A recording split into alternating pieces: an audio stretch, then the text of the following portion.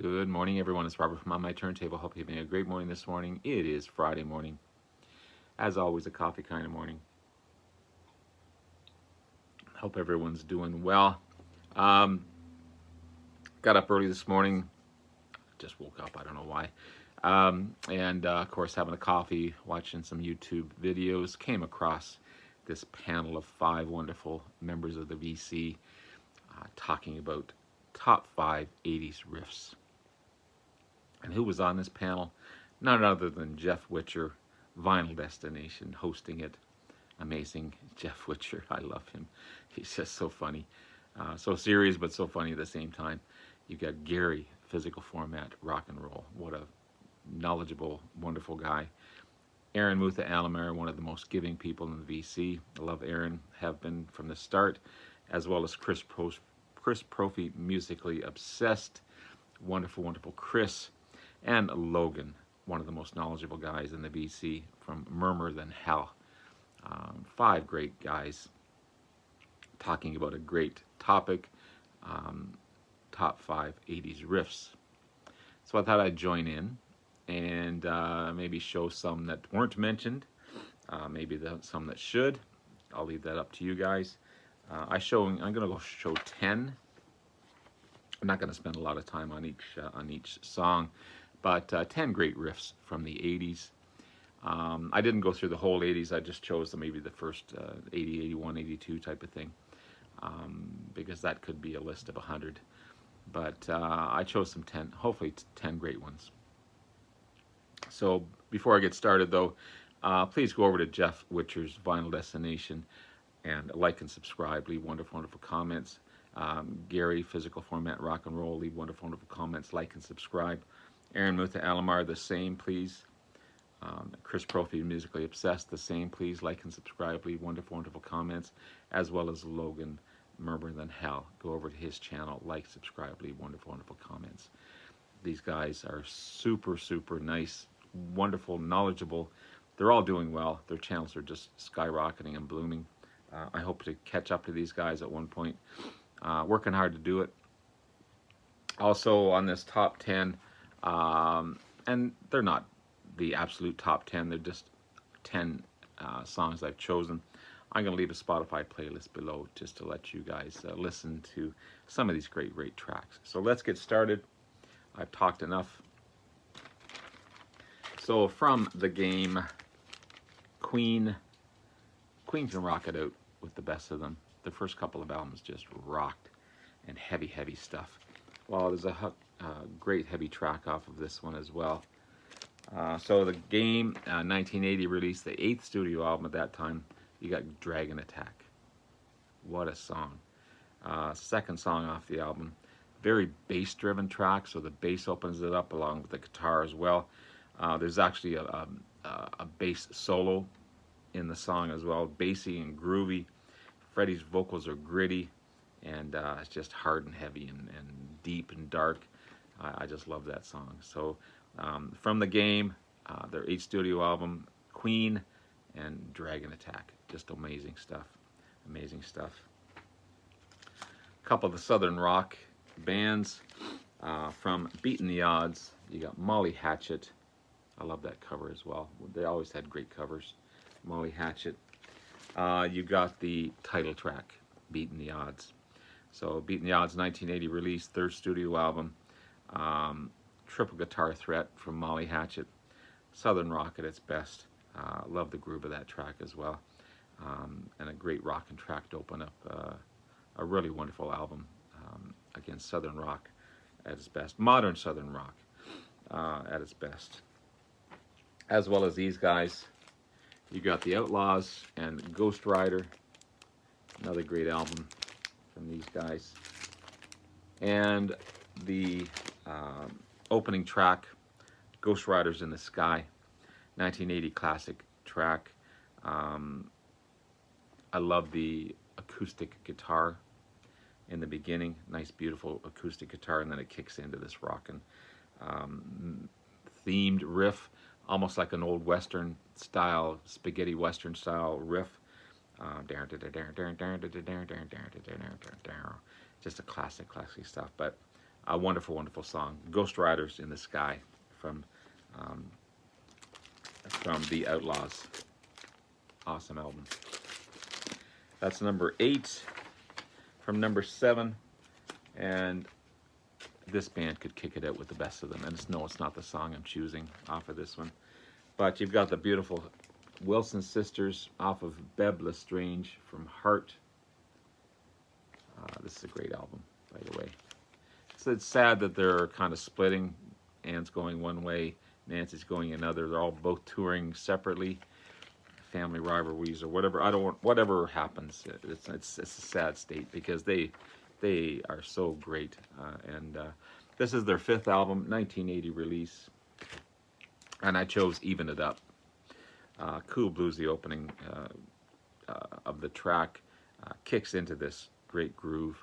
And of course Anne's vocals are just to die for. Powerful, smooth. She just had one of the best female vocalists in that era. Just amazing stuff. So Even It Up off of Heart, Beb Lestrange. Awesome stuff. This band just doesn't get talked about too much in the BC. I love them, by the way. I think they're one of my becoming one of my favorite bands. Top 10, top 15 at least for sure. This is from Just Testing and Wishbone Ash. Another great dual guitar band. Andy Powell, amazing guitarist. Just Testing, the 10th album, 1980 release. I chose Helpless. It's in your face double guitar riff to open up the track into this cool grooving track again. Great guitar driven song. Wishbone Ash is so good. They've got so many great tracks. And I try and give them as much love as possible on this channel as well. This is classic stuff, but this was my introduction to this band. I know they've got tons of albums out. Not familiar with their later stuff. I just know this is probably one of the more commercially successful and more accessible albums. From British Steel, you got Breaking the Law. It's classic. What can you say about British? What can you say about Breaking the Law? 1980 release. Opening drum kick to start it off into this great riff. Again, it's my exposure to Judas Priest. Just a classic song. Everyone knows it. I don't have to talk too much about it, but what a great track. Off of that was number 5. Was that number 5? Yeah, that was number 5. So number 4, we're going to get a little heavier stuff from Cultosaurus Erectus. This is Blue Oyster Cult, one of my favorite album covers as well. I love Blue Oyster Cult. Again, they're in my top 10, top 15 bands ever. Just amazing stuff. I love their latest album as well. So good. The Symbol Remains. You Got Monsters. Great track. So Cultosaurus Erectus is the 7th album, 1980 release. Cool riff to open up the track again. But then it kicks into this jazzy number a little bit into it. And then it gets into this heavy stuff again. And then again into this jazz. The big question mark on that one. I don't know. You got this heavy song called Monsters, and then you got this jazzy, cool riff going on. Anyway, it's a great song. Great song. That's my number 4. It's weird stuff. From Uriah Heep, Abamagog, another favorite of mine. These are going to be probably my top 5 bands. This is, again, a wonderful cover on that one. This is their 14th studio album, 1982 release, Too Scared to Run. I love the opening guitars, and then the song kicks into this hard rocking, typical heavy metal, classic Heap song. Great solos. Of course, you got that keyboard sound that only Uriah Heep can kick out. The only other band that I can think of with the great organ-driven sound as Deep Purple, my favorite band ever. These guys are kind of neck and neck that way. But what a great track, Too Scared to Run. Off of Abominog, sorry, Abominog. It's hard, say it 10 times fast. It's a hard thing to say. How about Crocus, One Vice at a Time? Great, great band. I love Crocus. Great Swiss hard rock band, Swiss hard rock band. 1982 release, their 6th album. They do a cover of American Woman, which is one of my favorite songs, of course, by the Guess Who. These guys rock it up. It's heavier. It's got grittier guitar on there. They keep 2 of the original pretty close, but I had to choose it. I had to choose it because, you know, when did that come out? American Woman, 72, 73, something like that. But I had to choose it as an 80s release. Again, the Guess Who did a great job. Classic song, you know, probably one of their most famous. But then Crocus came in and did a great cover. Crocus, you got some AC/DC going on there with Crocus. I love it. I love it stuff. And finally, and I've got to get their new album. It's on my list. This is Saxon, Power and the Glory. I love Saxon. Great, great stuff. You've got the title track, The Power and the Glory. Just classic heavy, heavy metal stuff. Kicking drums, bluesy guitar, classic hard rock, and heavy metal track. You know, you got all those bands. You know, that heavy metal sound. Saxon definitely has it. And of course, the vocals are so melodic during this hard rock heavy track. It's so good.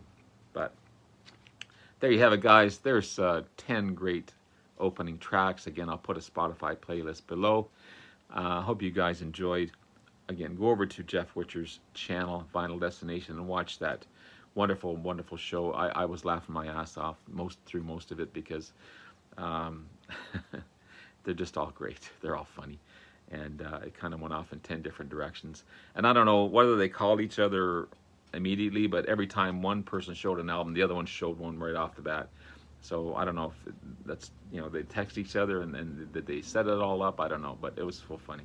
Anyway, I love it. Have yourself a wonderful day, guys. Take care. Love you all.